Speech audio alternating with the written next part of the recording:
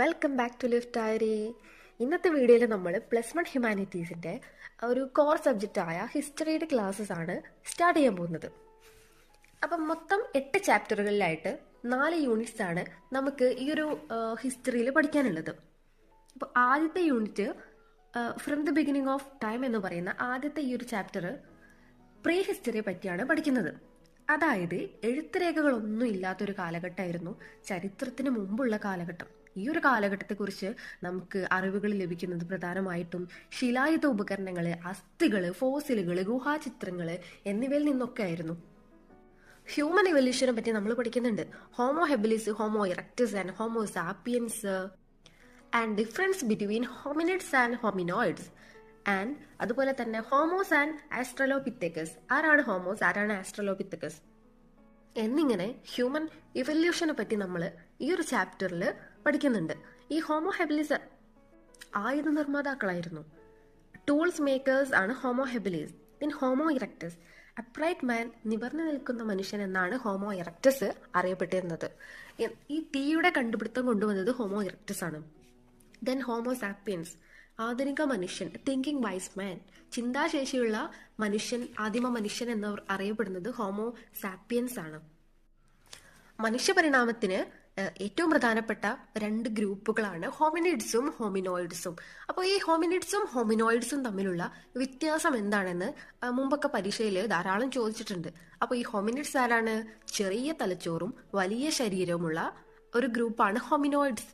ഇവര് നാൽക്കാലികളായ ആൾക്കുരങ്ങുകളാണ് ഈ ഹോമിനോയിഡ്സ് എന്ന് പറയുന്നത്. ഇവർക്ക് നിവർന്നു നിൽക്കാൻ കഴിഞ്ഞിരുന്നില്ല. അപ്പോൾ ഈ ഹോമിനോയിഡ്സ് ആരാണ്? Small brain and large body. ഇവർ നാൽക്കാലികളായിരുന്നു, ഇവർക്ക് നിവർന്നു നിൽക്കാൻ കഴിഞ്ഞിരുന്നില്ല. ദെൻ ഹോമിനിഡ്സ്, ആരാണ് ഹോമിനിഡ്സ്? നിവർന്നു നിൽക്കാൻ കഴിഞ്ഞിരുന്നു, ഇരുകാലികളായ മനുഷ്യനാണ് ഹോമിനിഡ്സ്. ഇവർക്ക് നിവർന്നു നിൽക്കാൻ കഴിഞ്ഞിരുന്നത് കൊണ്ട് തന്നെ കൈകൾക്കൊക്കെ നല്ല വഴക്കുണ്ടായിരുന്നു. അതുപോലെ തന്നെ ഇവർക്ക് ലാർജ് ബ്രെയിൻ ആയിരുന്നു, വലിയ തലച്ചോറുകളുള്ള വിഭാഗമായിരുന്നു ഹോമിനിഡ്സ്. അപ്പൊ എന്തായാലും എക്സാമിന് നമുക്ക് ഈ ഒരു ഭാഗത്തുനിന്ന് ക്വസ്റ്റ്യൻ വരും. അത് difference between hominids and hominoids തന്നെയാണ് സാധാരണ ചോദിക്കാറുള്ളത്. ഇതുപോലെ തന്നെ നമുക്ക് ഡിഫറൻസ് ചോദിക്കുന്ന ഒരു ചോദ്യം തന്നെയാണ് ആസ്ട്രലോപിത്തക്കസ് ആൻഡ് ഹോമോസ്. ഹോമോസ് ആരാണ്?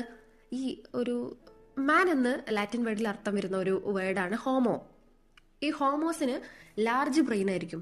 ഇന്നത്തെ മനുഷ്യരുമായിട്ട് സാമ്യമുള്ള ഈ താടിയല്ലുകളും ചെറിയ പല്ലുകളും ഒക്കെ ഉള്ള ഒരു വിഭാഗമാണ് ഹോമോസ്. ദെൻ ആസ്ട്രലോപിത്തക്കസ് നമുക്ക് സദേൺ ഏപ്പ്, ദക്ഷിണദേശത്തെ വാനരൻ എന്നാണ് ആസ്ട്രലോപിത്തക്കസ് അറിയപ്പെടുന്നത്. വനവാസികളായിരുന്ന ഇവർക്ക് വലിയ പല്ലുകളും ഉന്തിയ താടിയല്ലും ചെറിയ ബ്രെയിനൊക്കെ ആയിരുന്നു.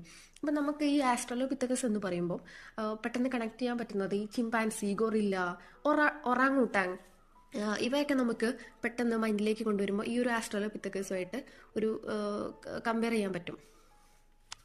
നമുക്ക് ഹ്യൂമൻ ഇവല്യൂഷന്റെ ഏകോൽപത്തി മാതൃക, പ്രാദേശിക തുടർച്ച മാതൃക, ഇവ നമുക്ക് പഠിക്കാനുണ്ട്. ഹ്യൂമൻ ഇവല്യൂഷന്റെ ഏകോൽപത്തി മാതൃക എന്ന് പറഞ്ഞാൽ ആധുനിക മനുഷ്യൻ പിറവിയെടുത്തത് ആഫ്രിക്കയിൽ നിന്ന് മാത്രമാണ് എന്ന് പറയുന്നതാണ് ഹ്യൂമൻ ഇവല്യൂഷന്റെ ഏക ഉൽപ്പത്തി മാതൃക. അപ്പോൾ ഇത് പഠിക്കാൻ വളരെ ഈസിയാണ്.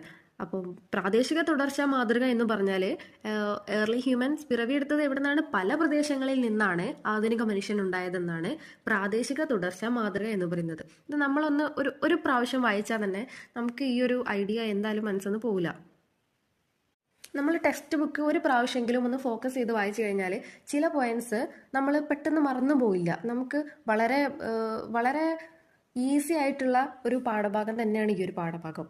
ഒരുപാട് സ്ട്രഗിളോ ഒരുപാട് കൺഫ്യൂഷൻസോ ഒന്നും ഇല്ലാത്ത ഒരു പാഠഭാഗം തന്നെയാണ് ഈ ഒരു പാഠം.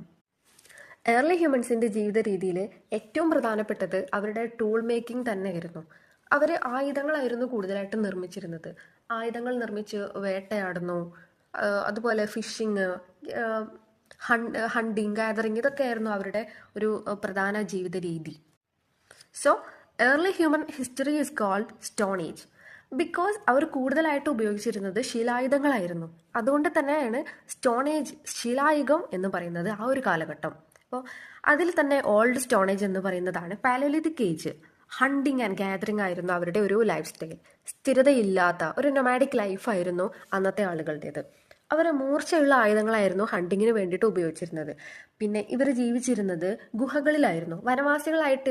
വനവാസികളായിട്ടുള്ള ഇവർ ജീവിച്ചിരുന്നത് ഗുഹകളിലൊക്കെ ആയിരുന്നു. Then second one is Mesolithic age, middle stone age. നമ്മൾ മധ്യശിലായുഗം എന്നൊക്കെ പഠിച്ചിട്ടില്ലേ, അത് തന്നെ. ഈ ഒരു കാലം ആയപ്പോഴേക്കും ആദിമ മനുഷ്യർ ടൂൾ മേക്കിങ്സിലും ലൈഫ് സ്റ്റൈലിലും ഒക്കെ ചെറിയ രീതിയിൽ ഇമ്പ്രൂവ്മെന്റ് കൊണ്ടുവരാൻ തുടങ്ങി. അതായത് ചെറിയ മൂർച്ചയുള്ള ആയുധങ്ങൾ നിർമ്മിച്ചു തുടങ്ങി. അത് ഈ ഫിഷിങ്, ഹണ്ടിങ് എന്നിവയൊക്കെ കൂടുതൽ ഈസി ആക്കി തുടങ്ങി. And this age is this transitional stage between old and new stone age. Then third one is Neolithic age. നമ്മൾ നവീന ശിലായുഗം എന്ന് പഠിച്ചിട്ടില്ലേ? പഠിച്ചിട്ടുണ്ട്. നമ്മൾ ടെൻത്തിൽ പഠിച്ചിട്ടുണ്ട്. സോഷ്യൽ സയൻസിൽ നമുക്ക് ചെറിയൊരു പോർഷനിലെങ്കിലും പഠിക്കാനുണ്ട്. ഈ മധ്യശിലായുഗം, പൂർവ്വശിലായുഗം, നവീന ശിലായുഗം എന്നൊക്കെ പഠിച്ചിട്ടുണ്ട്. അതൊക്കെ തന്നെയാണ് നമ്മൾ ഒന്നും കൂടി എക്സ്പ്ലെയിൻ ആയിട്ട് പഠിക്കുന്നുണ്ട് ഈ ഒരു ഹിസ്റ്ററിയിൽ. അത് തന്നെയാണ്. ന്യൂ സ്റ്റോൺ ഏജ് ആണ് തേർഡ് സ്റ്റേജ്. ഒരുപാട് വലിയ മാറ്റങ്ങൾ സംഭവിച്ച ഒരു കാലഘട്ടം കൂടിയാണ് ഈ ഒരു നവീന ശിലായുഗം എന്ന് പറയുന്നത്. There started agriculture, animal domestication, permanent settlement. കൃഷിയുടെ ആരംഭം എന്ന് പറയുന്നത് തന്നെ ഹ്യൂമൻ ലൈഫിലെ ഒരു ടേണിംഗ് പോയിന്റ് ആയിരുന്നു, അല്ലേ?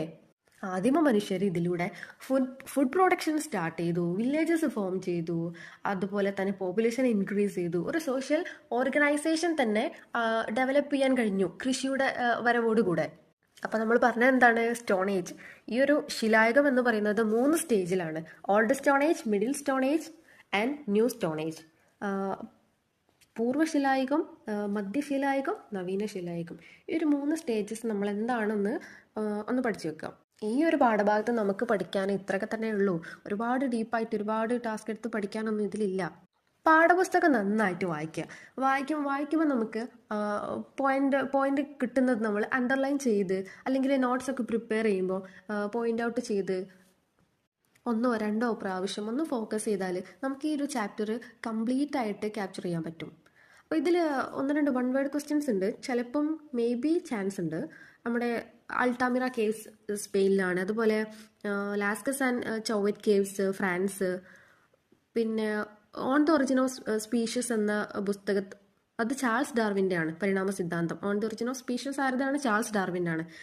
അതുപോലെ തന്നെ ഈ ചെറിയ ഉളി പോലെയുള്ള ആയുധങ്ങൾ നിർമ്മിക്കുന്നതിന് പറയുന്നൊരു പേരുണ്ട്, പഞ്ച് ബ്ലേഡ് ടെക്നിക്. ഇതൊക്കെ വൺ വേർഡ് ആയിട്ട് വരാൻ മേ ബി ചാൻസ്.